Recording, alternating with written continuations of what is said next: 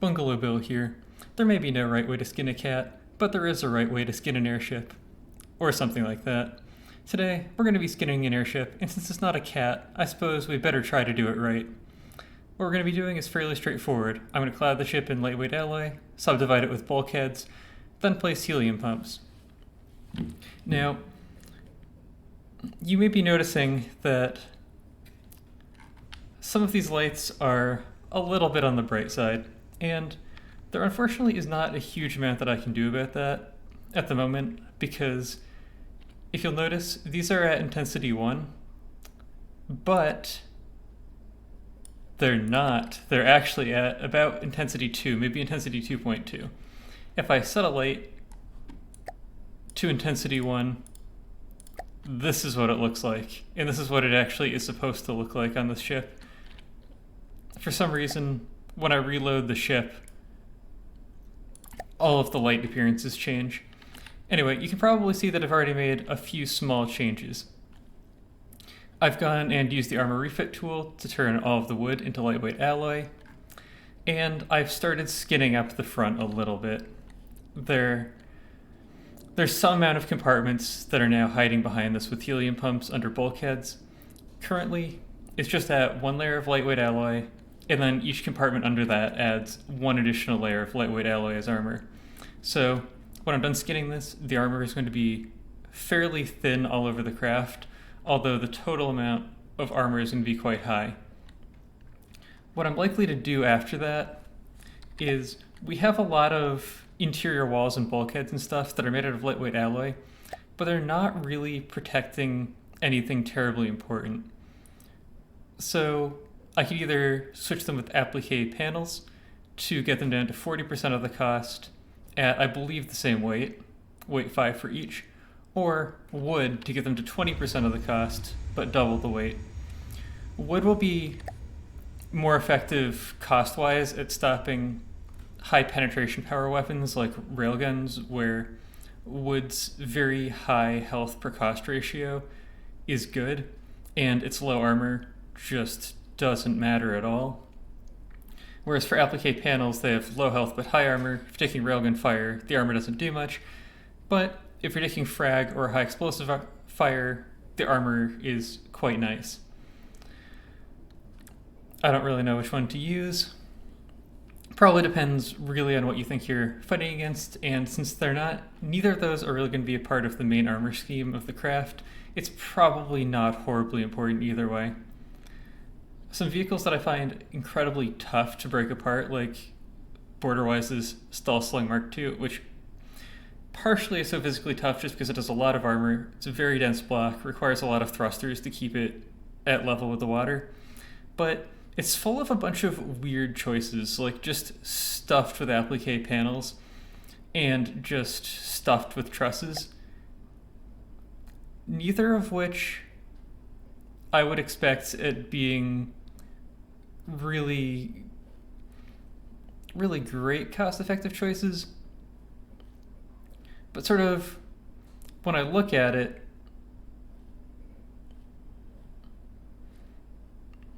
yeah, I wouldn't expect either of those to be particularly cost-effective choices at stopping almost anything. But it seems to work pretty well for him. Still, I don't think I'm going to copy that strategy. So I'm working from the bow to the stern, and I'm fixing up transitions as I go. Once I get to the stern, I'm going to have to deal with this blockiness at some point. What I suspect I'm going to do is, I'm not sure the exact amount yet, I'm going to lower the upper deck by either 1 or 2 meters, and I'm going to do the exact same change to the lower deck of it. Probably 1 meter. I'll probably leave 2 blocks here, and I'll probably do some sort of small indentation or something here to give it a little bit more character. Really, the key to making some of these stuff in these ships look interesting is to just have there be something there. It doesn't necessarily have to be something good, but just some sort of visual noise for your eyes that is not so bad that it makes you think, oh wow, that's bad when you look at it. So I'm going to get to work, and I'll be right back. And we are back. So I've been a little bit busy. I have skinned the craft from one end to the other. I fixed up the thruster area a little bit. I'm still not happy with the blockiness of this transition. I'll probably do something with it, but it's going to stay pretty close to how it is now.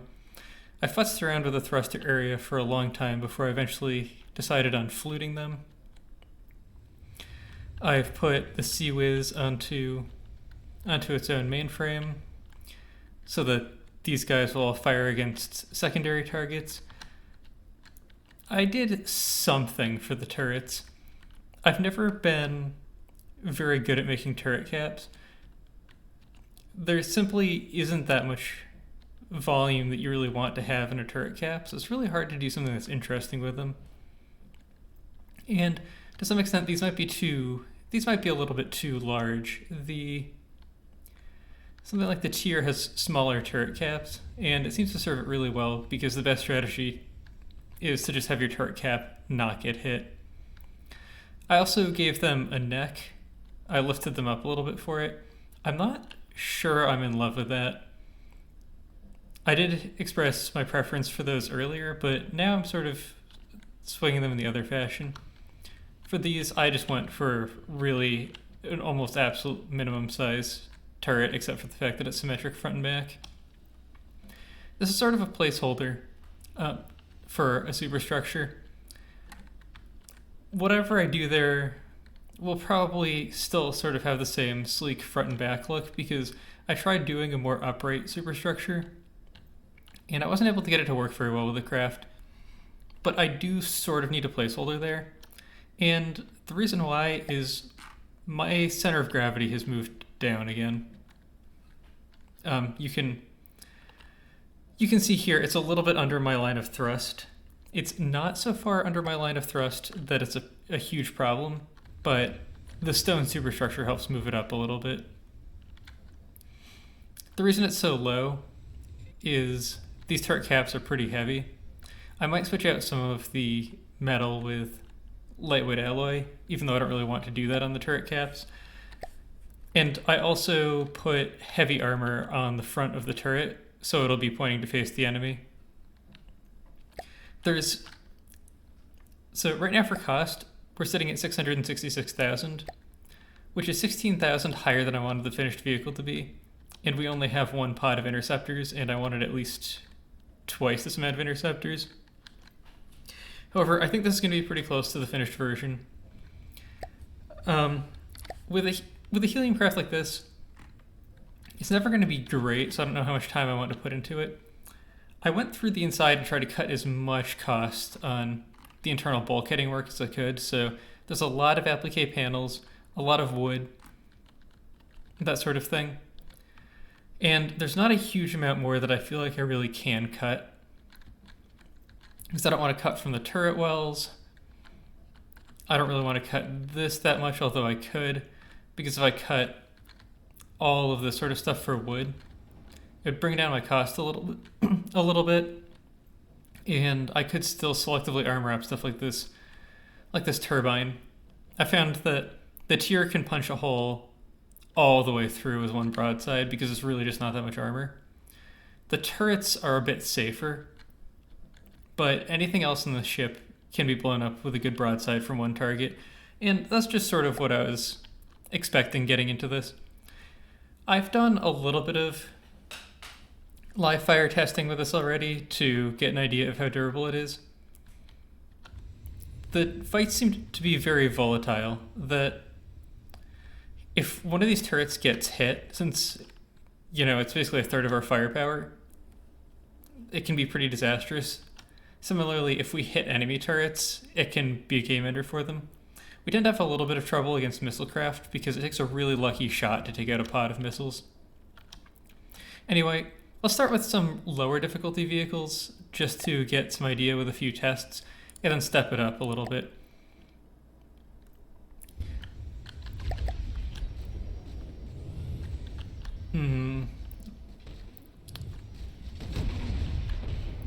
That particle cannon was having a little bit of trouble for a while. I might have to make its firing restrictions a little bit more generous. So right now we are using our own detection. I'm not really done with the detection systems, but they're good enough to do this testing with. So I took, it's a suggestion that I've seen many times in many places. Oh, we also switched broadsides.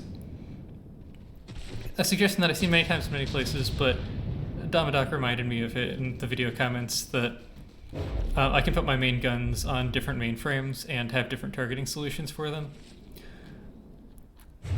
Right now, I have 2 guns on one mainframe and 1 gun on another. I was going for target hot blocks with one of those, but I was having issues where I was just shooting off like the top of masts and the butt of a ship, and I don't take enough shots to be able to afford that kind of miss. So a vehicle like the Rhea doesn't put out a huge amount of damage. Our guns are reasonably effective against her. So down to 78 total firepower. We are getting Rambot healing, and I have, I think, 6 repair bots on the craft, but not enough to make a huge difference in any of these fights. I did also go through the vehicle, and as you can see, we took a little bit of damage. It's not too bad though. I scattered, rather than armoring our GPP, I just scattered it in very small clumps all over the ship because nothing on the ship is getting enough heavy armor to actually protect it. So I'm just trying to evenly distribute my systems so that as the entire body of the ship slowly gets destroyed, I still have a reasonable number of functioning systems. Now, if I was to rebuild this, I might make the dimensions of the ship a little bit smaller. It does take a huge amount of helium to float something like this, but maybe a little bit less than I have here, and then I'd be able to armor it a little bit better. Okay, let's bring in the Stralsund. We outcost the Stralsund significantly, but I find that missiles are just so much better than APS in a fight like this that this is going to be very hard to beat because we don't have adequate missile defenses for the Stralsund. We have some, but it's not enough. If we take large missiles to our turret caps, we just immediately lose. Yeah, sort of like that. That can just immediately be the end of a fight. Like, our turret cap survived, but it blew off our barrels. I haven't put heavy barrels on yet, I really should. It doesn't cost us total firepower, but we've basically lost 120 total firepower. We've lost an entire turret. So we're winning in terms of percentage, but the Stralsund has not lost any firepower, at least any appreciable firepower, and we have lost a third of ours. So it's just not a good situation. However, we can AI dead the Stralsund in a single shot if we get lucky, or if we put one shot into the missiles, we can cripple her. If we don't do that, we're not in a good situation though. Yeah, so just... Oh, I also don't have... It looks like we're still firing with these, which is good. I don't have... Oh, it's probably because it still uses the thing there. I don't have any surge protectors right now. EMP did get rebalanced a little bit on the beta branch, which I'm still on. Looks like we're still actually doing pretty well, which I'm still on. And so did helium.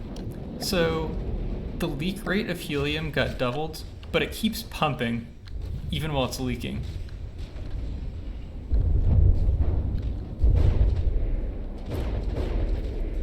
So that's going to slow us down a bit.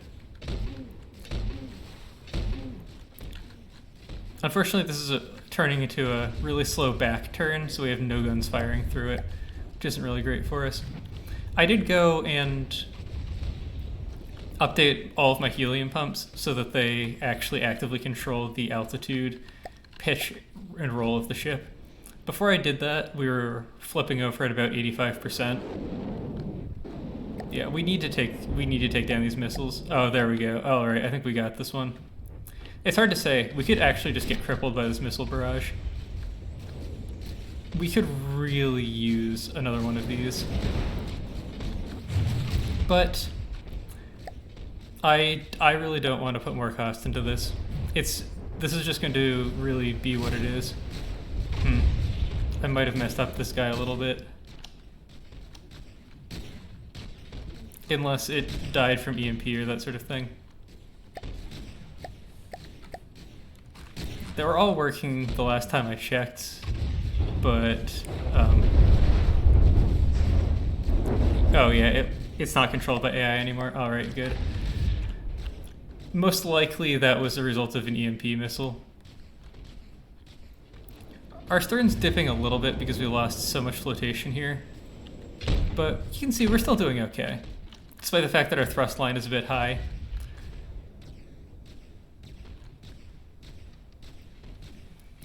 We have a lot of helium tanks. Oh, these little CWIS turrets pop when they take damage. These 1 meter autoloaders, and they're only worth about 6 firepower each. It's not worth ammo ejectoring them. I usually will ammo ejector 2 meter autoloaders, but even that might not be worth it. It might be better to just make... Oh, we're having some trouble now. It might be better to just make smaller turrets.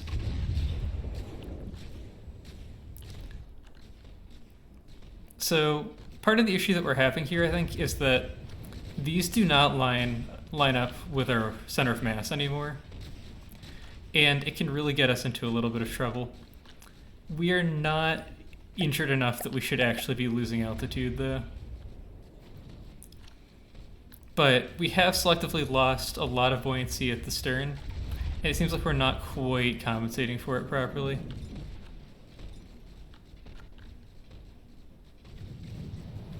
I also have... I put in my only 2 thrusters here to help us pitch up and fix roll a little bit, but they do not help us pitch down. So we can take care of these small missiles okay, but the large missiles from the Stralsund just have an obscene amount of health.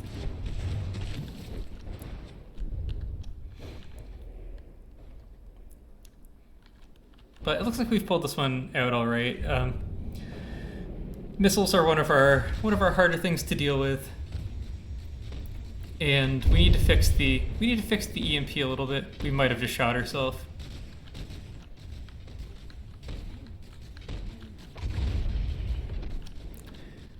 The other thing is that I put a little bit of an angle on this one to make it not so bad, but these thrusters do now push above our center of mass. This did not used to be so much of a problem until I armored up the turrets. We were reasonably balanced until then.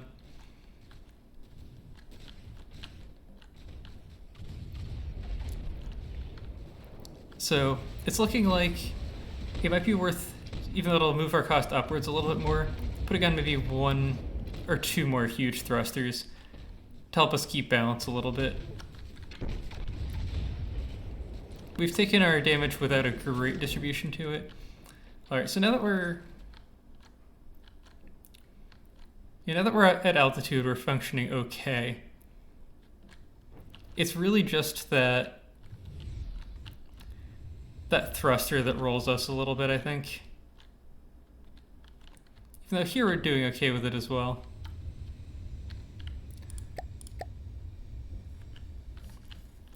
Well, let's repair ourselves back up and take a look at another vehicle.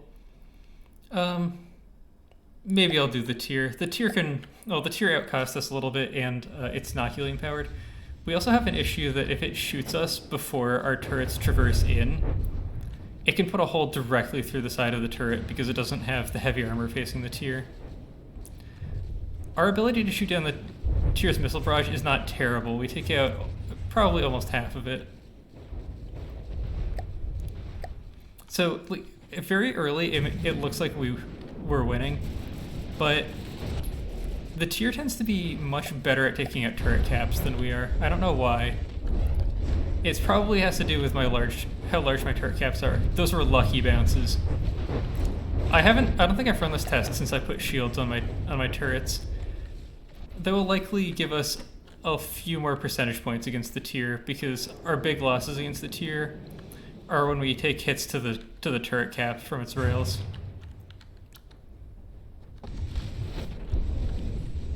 We're not that slow, but we're too big and we're slow enough that we do take missile fire. That looked like it was a reasonably successful defense. I think we got a bit lucky this time. In addition to the fact that we have some bounces from shields. Oh, and I think we just took a APHE shot straight into this turret, so I don't think the tier really has functional rail firepower left. It claims that it does, but I don't really think it actually does. So we just have to deal with its missile firepower right now, which isn't that scary. It's not like the Stralsund or anything.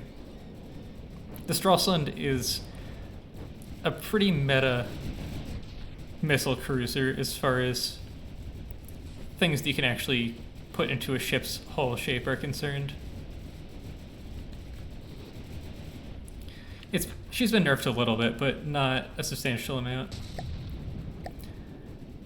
Yeah, so it looks like we're doing okay. I think this is partially luck and partially due to the shields that I put in. Yeah, there's nothing left of those turret caps anymore.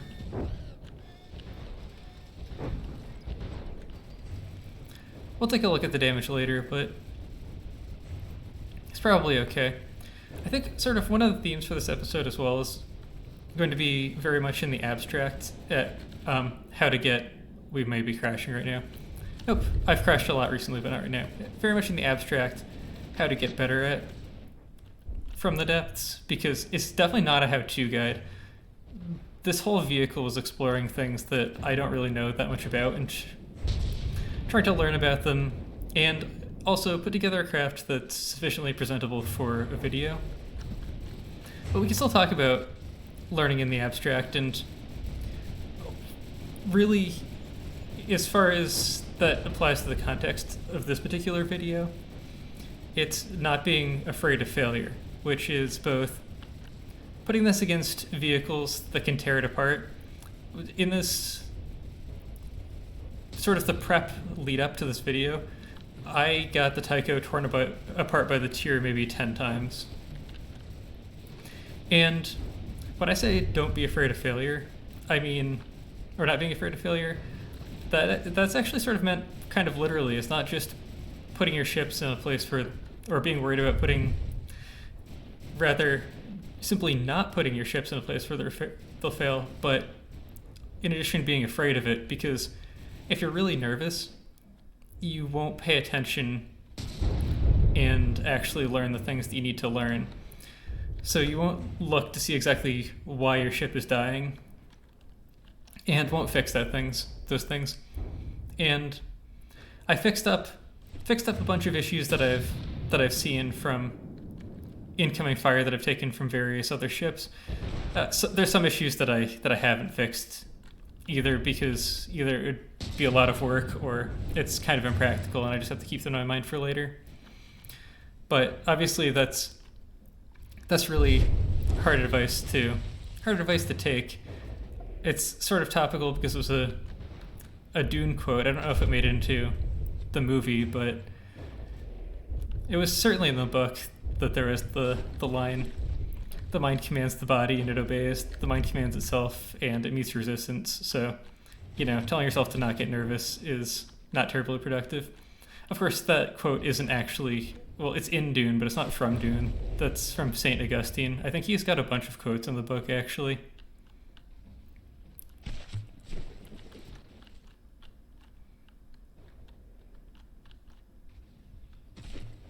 So the tier is basically done.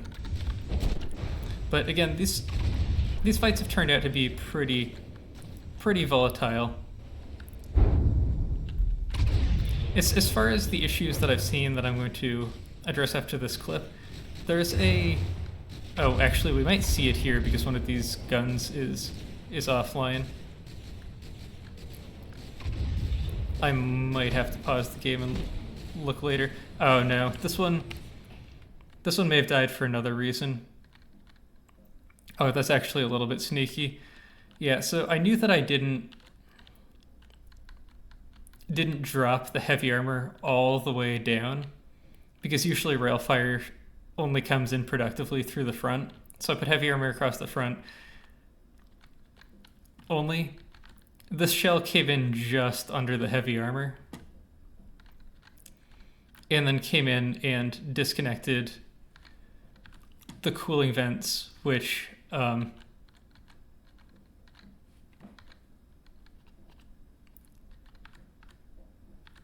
having trouble figuring out. Oh, right, from here where they connect. I'm used to looking in turrets that are on the top of a ship, not on the bottom. They're supposed to come up here like this.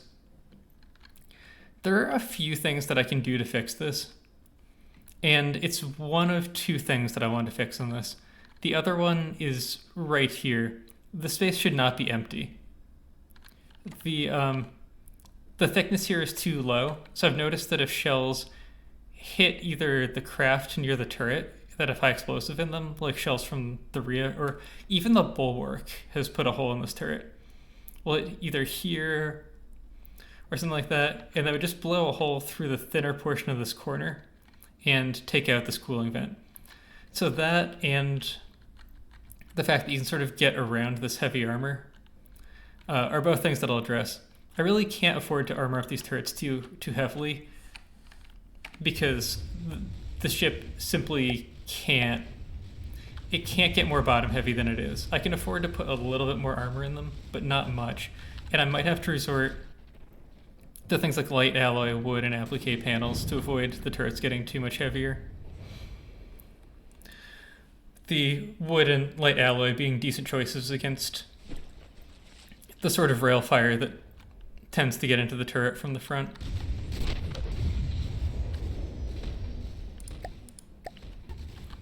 So I've noticed this vehicle tends to do well against the other rail ships. There are a few other things I fixed. The total battery storage is higher now. I found that if I took a shot to one of my battery banks, I could sometimes have trouble firing an entire broadside.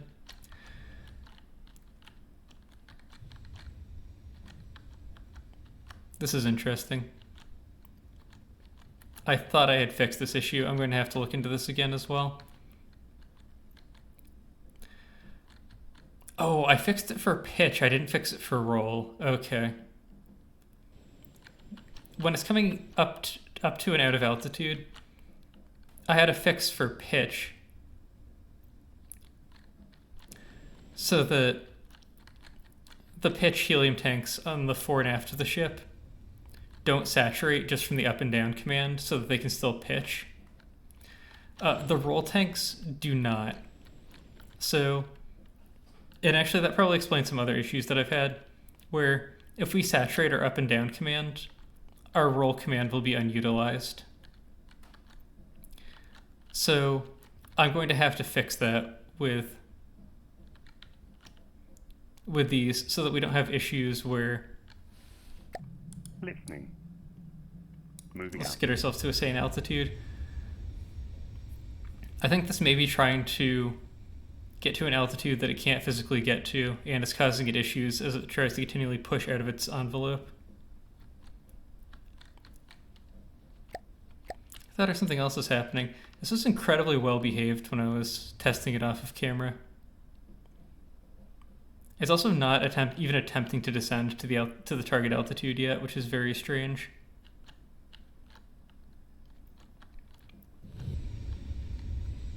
Well, there are a few things that I can do to try to tweak these dynamics pretty quickly, but I think I'm just for fun going to try to do them through the helium pumps. So that'll be the first thing that I'll address, is go and tweak these helium settings so that the roll control doesn't saturate, and maybe the helium pumps at the very front and very back, I'll give more authority to pitch than it currently has. Currently, I think the authority is maybe a little bit too high to the up and down command rather than the pitch up and pitch down command, so that we still don't quite have the control we want when we're changing elevation. Alright, I think there's one more ship that I want to put us against that is in our cost bracket, and it's very similar cost to us, and can potentially be very difficult. It does spawn with its guns pointing at me, and I don't spawn with my guns pointing at it. We might have actually just destroyed it. It's a very volatile fight. No, I don't think we hit the guns. I don't know what we did hit. It looks like it still has all of its APS firepower. We did more damage than we're capable of doing with one shot. Well, we'll keep an eye on it and then we'll go look to see. Check ourselves. Surge protectors, AI components. This looks like a cram barrel, but it might just be styled because it would make more sense if... Yeah, these are APS components. I think we popped a Sea-Whiz gun. So it's not a huge deal. Alright, let's watch the incoming fire on us. It's already coming in. This is using what I consider to be like the good meta APS. I don't think that what we're using is much better or is much worse. But, so I think it's more a deal of how good the craft is and how lucky you get.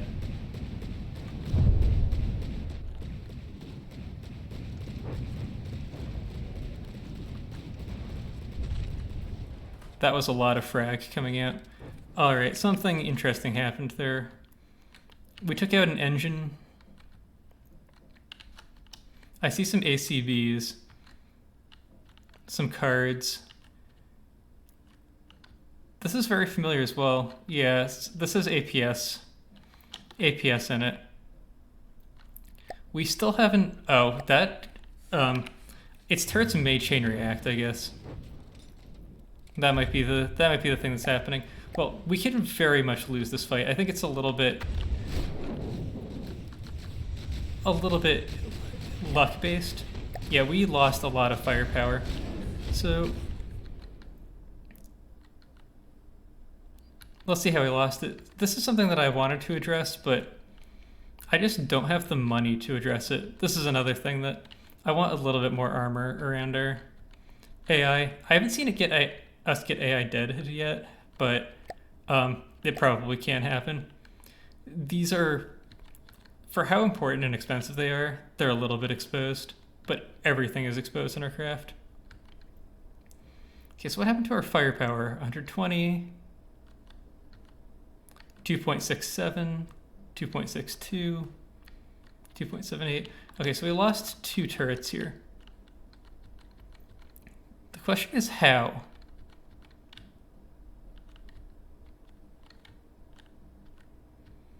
Whatever it was has to have come in. Okay, so we haven't changed sides yet.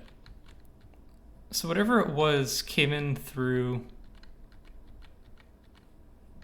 I actually am completely stumped.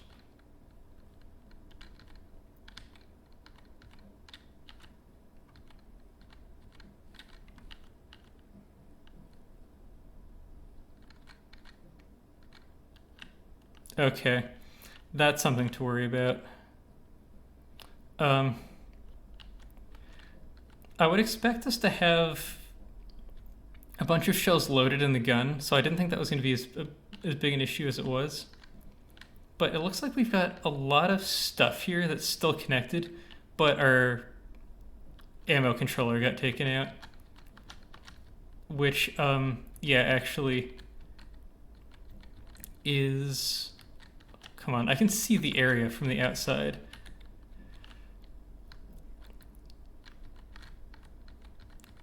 Yeah, it's supposed to be right here. So, yep. That was a very lazy thing for me to have done, to put all 3 of my ammo customizers for the main guns next to each other.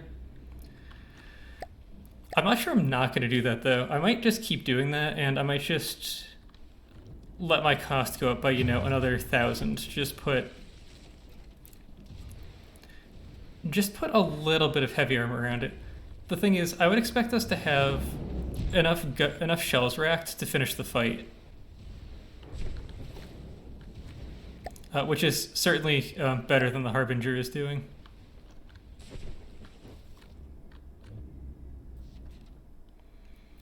Our turn is not good. Yeah, I'll address that a little bit off camera as well. So it'll be... The next episode is mostly going to be decorations, but just tweaking up those few things that I mentioned.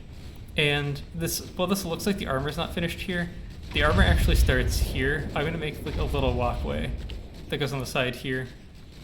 And the coincidence rangefinders are going to go somewhere else. This is actually impressively extensive damage in terms of breadth for something that fires rail shells.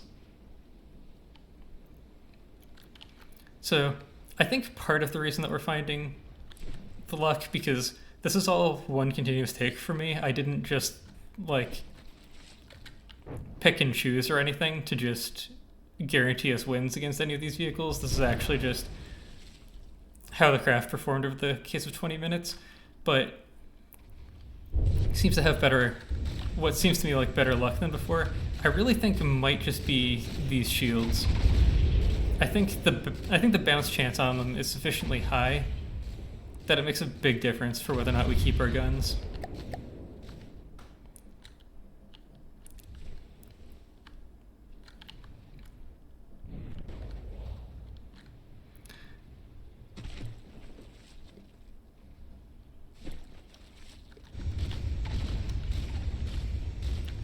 So, obviously a lot to work on here as far as looks are concerned.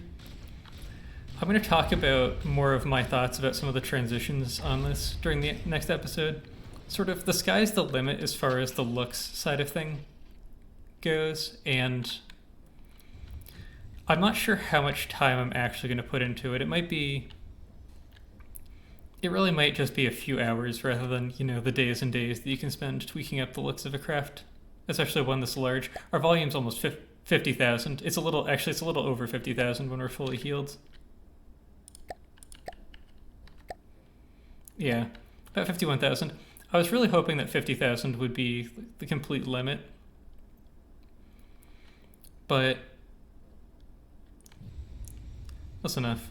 So it says add more ammo barrels. We do have enough ammo to sustain all of our weapons. We actually have quite a bit of a surplus on that. But when we repair this, we get a bunch of empty APS clips, and we don't have the ammo load to fill all of our APS from empty. So anyway, I think that's enough for this episode. I hope you all enjoyed watching, and I'll see you in the next one.